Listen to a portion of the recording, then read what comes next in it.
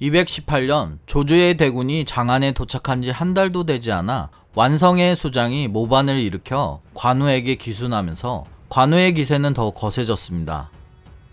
1년 뒤 한중을 지키던 대장 하우연이 참수당하고 유비군이 대승을 거두었다는 소식이 전해지자 조조는 더욱 침울해졌습니다. 그 모습을 지켜보던 사마이는 가장 위대한 군사가이자 귀신같은 용병수를 보여주었던 조조도 이제 말년에 접어들었구나. 전쟁은 두뇌와 병력 싸움만이 아니다. 수장의 의지력에 대한 시험이다. 사마이의 예상대로 조조는 3월이 되어서야 느긋하게 한중으로 들어갔고 전투를 몇 차례 대충 치른 다음에 5월이 되자 한중을 떠나 장안으로 돌아왔습니다. 나에게 한중은 게르게 불과하지만 유비 내놈에게는 기름진 고기인가 보구나. 내놈이 그렇게 간절하다면 가져가거라. 유비는 한중을 차지하고 수양아들 유봉과 장군 맹달에게 상룡을 공격하도록 지시했습니다. 근거지를 넓힌 유비는 한중왕 자리에 올랐습니다. 형주에서는 관우가 번성에서 조인을 포위하자 조조는 우금에게 7군을 이끌고 가서 조인을 구하라고 명령했습니다. 이로써 조조와 유비군은 번성에서 대치하게 됩니다. 조조가 가을비를 지켜보고 있을 때 불길한 소식이 도착했습니다. 연일 계속되는 가을비로 한수가 불어나 7군이 전멸했습니다. 방덕 장군은 끝까지 싸우다 참수되고 우금 장군은 투항했으며 조인 장군은 구원을 요청했습니다. 일대의 군도들은 현령을 죽이고 관우에게 호응했습니다. 조조는 놀랐습니다. 오랫동안 나를 따랐던 우금이 이런 중요한 순간에 변심해 적군에게 투항할 줄은 꿈에도 생각하지 못했다. 반면에 줄곧 거리를 두고 의심했던 방덕은 절개를 지키다 목숨을 잃다니. 조조는 조식을 보내 조인을 구하도록 명령했는데 이 일로 업성에 있는 조비 역시 극도로 긴장했습니다. 하지만 조식은 형과 갈등을 격화시킬 마음이 전혀 없었고 출병 전날 밤 떡이 되도록 술을 마셔버렸습니다. 조식은 크게 취함으로써 원한을 없애고 병권을 내려놓았고 조조는 조식을 완전히 포기했습니다. 조조는 서왕을 보내 조인을 구하기로 했지만 조조에게는 더 이상 예전의 당당한 기세를 찾아볼 수가 없었습니다. 게다가 허도는 지금 관우의 공격 범위 안에 들어서 위험천만한 상황이 되자 조조는 천도하고 싶은 마음까지 들었습니다. 사마이는 한숨을 쉬었습니다. 조조가 많이 약해지긴 했구나. 관우의 위세가 화를 진동시키고 허도 이남으로 많은 사람이 호응하고 있으니 우리가 불리한 형세이다. 하지만 관우의 위세가 하늘을 찌르는 것처럼 보이나 관우 뒤에는 치명적인 문제가 숨어있다. 조조가 그걸 보지 못하다니.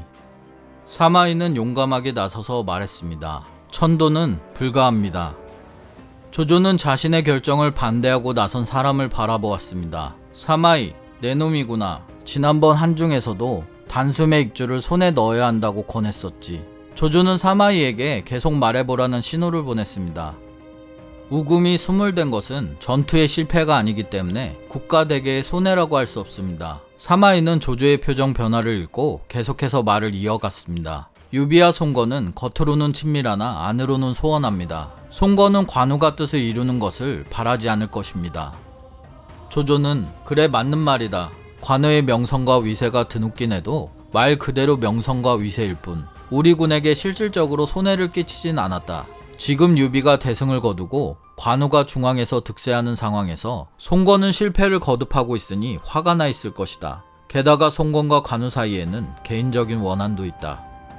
장제도 앞으로 나와 사마이를 거들었습니다. 송건에게 사람을 보내 관우의 뒤를 치도록 설득한 뒤에 장강 이남 땅을 잘라주고 자기를 내리겠다는 약조를 하시면 번성의 포위는 저절로 풀릴 것입니다.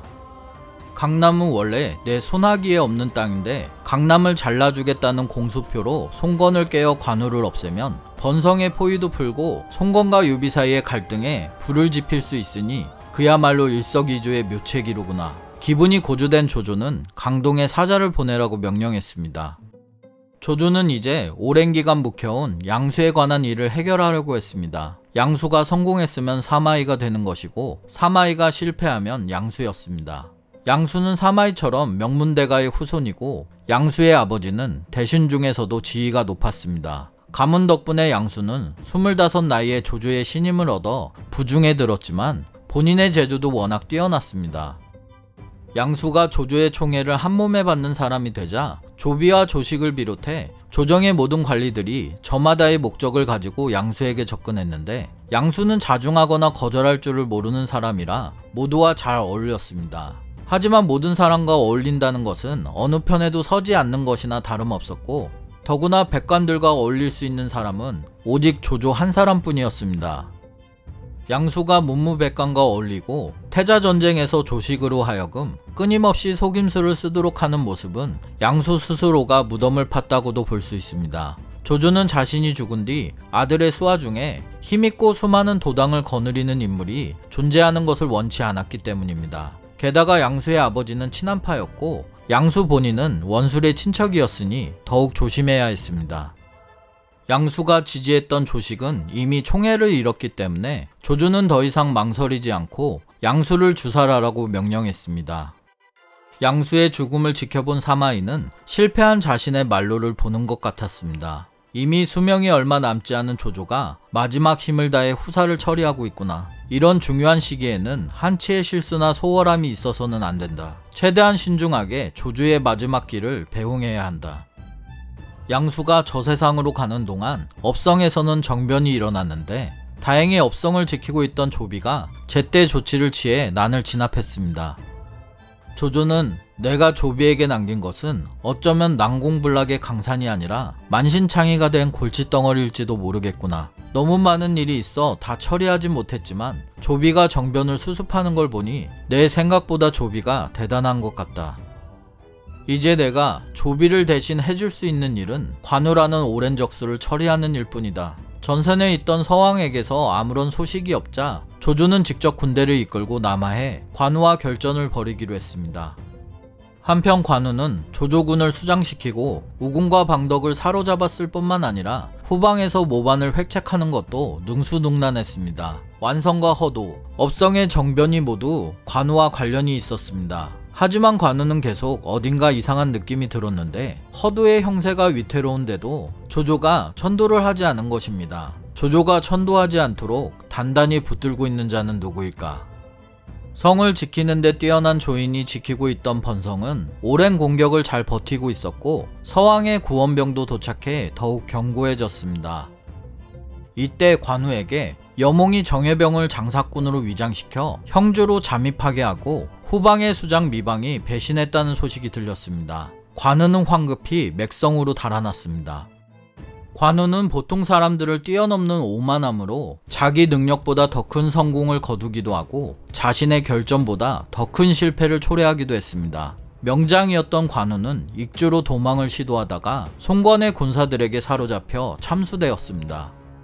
조조가 낙양으로 돌아온 지 얼마 되지 않아 송건이 사신을 통해 보낸 관우의 수급도 나무 상자에 담겨 낙양에 도착했습니다. 송건은 표문을 보내 스스로 신하라고 칭하며 조조가 한원제를 대신해 황위에 오르길 바란다는 뜻을 밝혔습니다.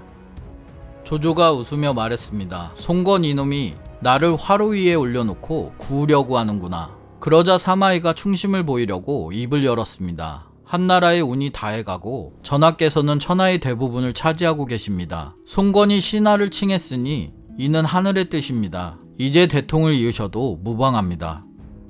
다른 대신들도 조조가 제위에 오르지 않으면 자신들은 물론이고 백성들도 동조하지 않을 것이라고 말하자 조조는 몹시 흡족해했습니다. 1000명이 정령 내게 있다면 나는 주나라의 문왕이 되겠다.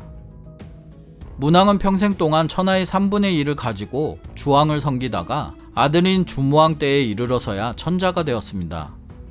사마이는 조조가 아직 판단력이 있구나. 조조가 황제에 올랐다면 내가 조비를 개국 황제로 옹립할 수 있는 공이 사라질 뻔했다.